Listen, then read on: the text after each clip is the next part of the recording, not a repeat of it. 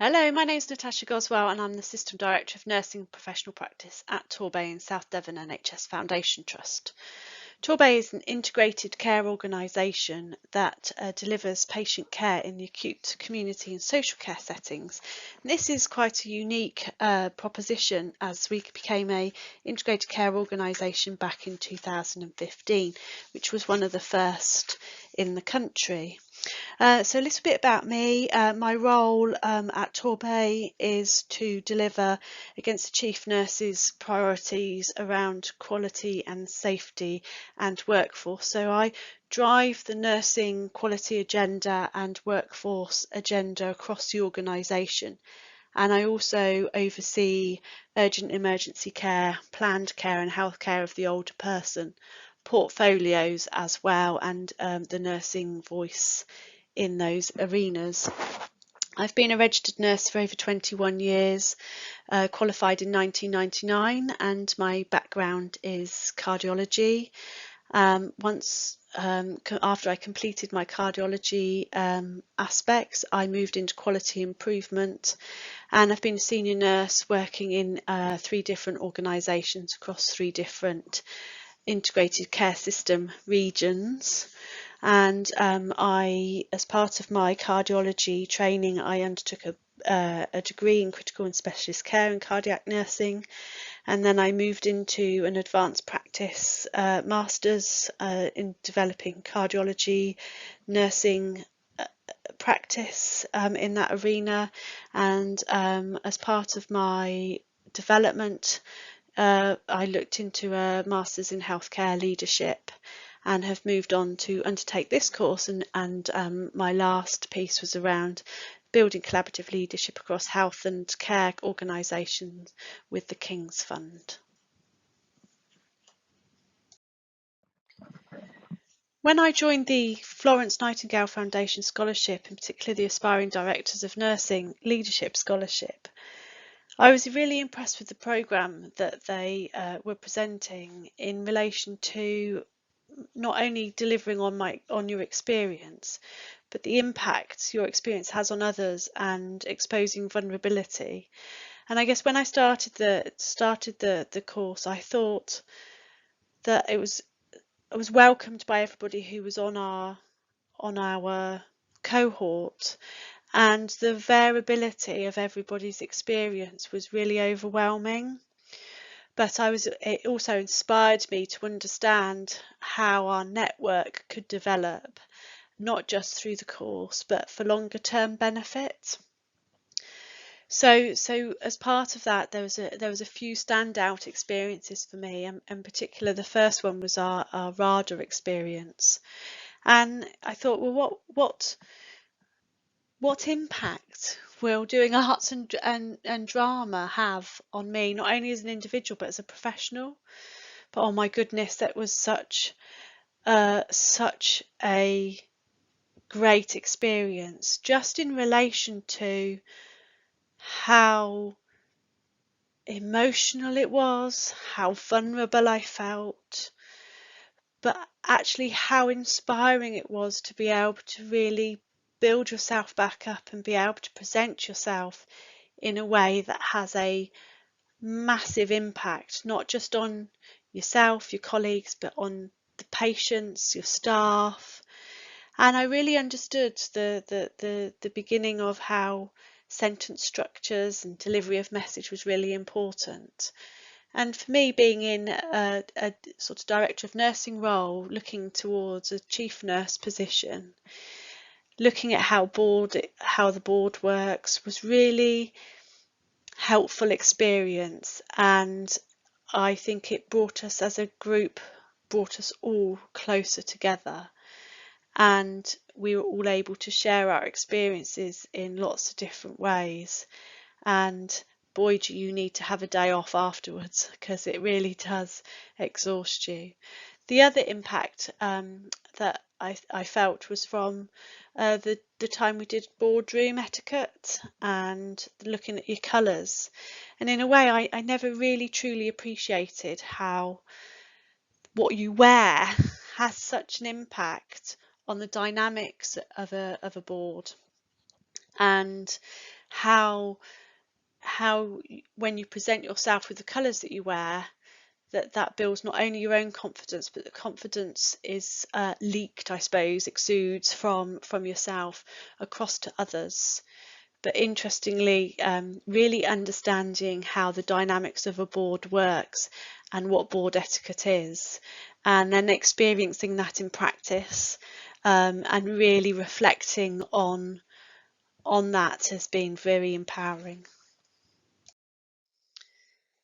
The other standout moments for my experience of the Florence Nightingale Foundation and the elements, in particular personally and professionally, was the networking with the colleagues that were in our cohort, but not just that, the mentorship from them as a group, but also our direct mentors that we were provided with were for Florence. Really, how that not only impacts your own thinking, but how actually that connectivity and that understanding of the wider picture across all your different organisations was very humbling, and also hugely satisfying in relation to the conversations that we were having as a cohort, and the like. I think the other aspect was the Westminster experience. Really understanding the political agenda and how the Westminster really demonstrates how a political arena works and how that impacts on you for experiencing it whilst you're in the room, but also actually around in your own organisation, and taking back that learning into your organisation and really being acutely aware of the politics, and not just within your own organisation, but externally to that impacts not just you but your colleagues, and how that filters down and impacts onto the culture of an organisation, but also for your staff and how they interact with yourselves, but also with patients. And I guess it's also about how I individually presented myself in relation to understanding the political agenda, and also how that presentation, not just from being at the Westminster, and how that I was able to take that back into my own environment, and how you present yourself, but also how you present yourself to be politically aware and be able to read a room to understand what that looks like. As part of the Florence Nightingale Foundation Scholarship, I took the opportunity to undertake the King's Fund Building Collaborative Leadership across healthcare organisations. The rationale for choosing that was I work in an integrated care organisation, and moving into integrated care systems, it was really important for me to understand how you collaborate in a system approach. Some of the work the work streams that we have as an organisation, but also across Devon, and how you can influence and have impact on a wider scale, but also how you create the conditions, not just how you create those conditions internally, but how you create those conditions working across the system. And obviously the main aspects that I took from that were understanding the models and having that toolkit to utilise in different arenas, but also the relationships and having a shared person. So I think the overall impact for me has really been about relationships, having shared purpose and shared vision, and being able to create those conditions so that you feel comfortable in being able to present yourself, but also how your impact impacts on others.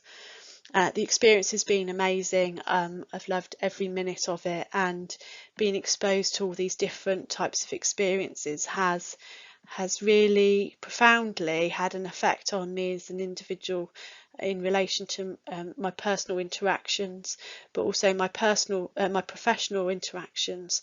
It's particularly how you present yourself, how you're perceived, and that impact that you have, and the influence that you have around that.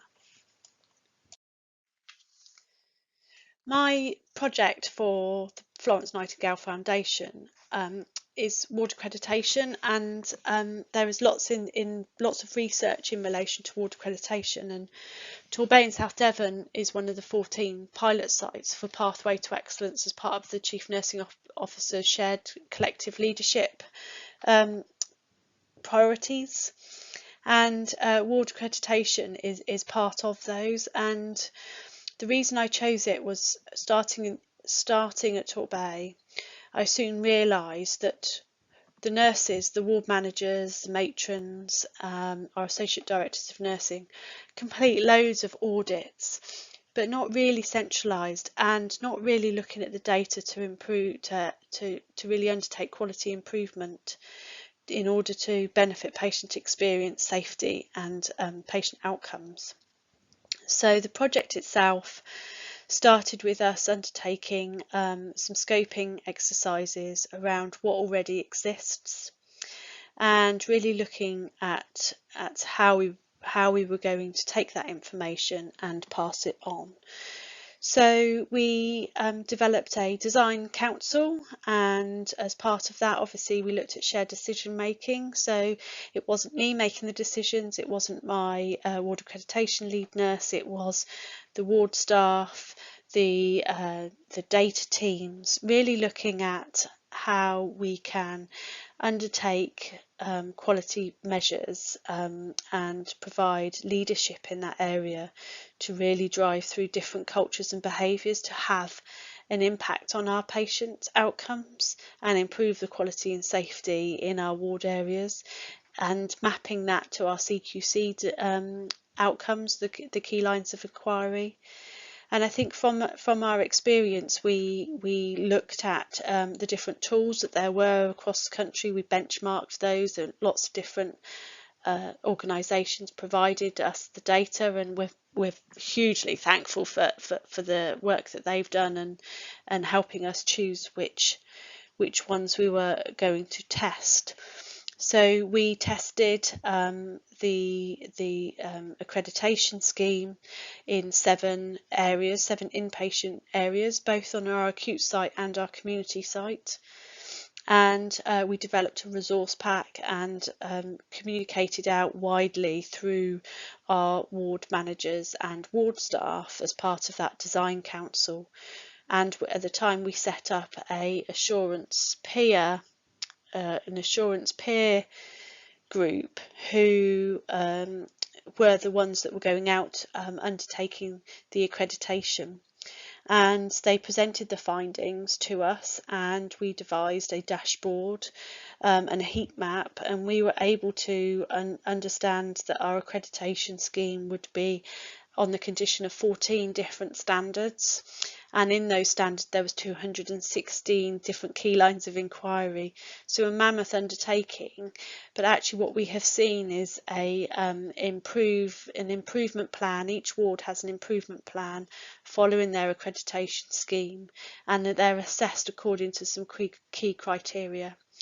And I would say the impact that has had on our staff and our patients is that there's been a huge element of collaboration, some peer-to-peer evaluations, competitiveness again across the areas, some real enthusiasm and engagement from the staff, and actually the impact that that's had on patients has been absolutely amazing in relation to they can see how an area has improved or taken on board what they need to improve on, and that has enabled us as an organisation to sort of shift our culture really a little bit, and provide some parity across quality and safety across our ward areas.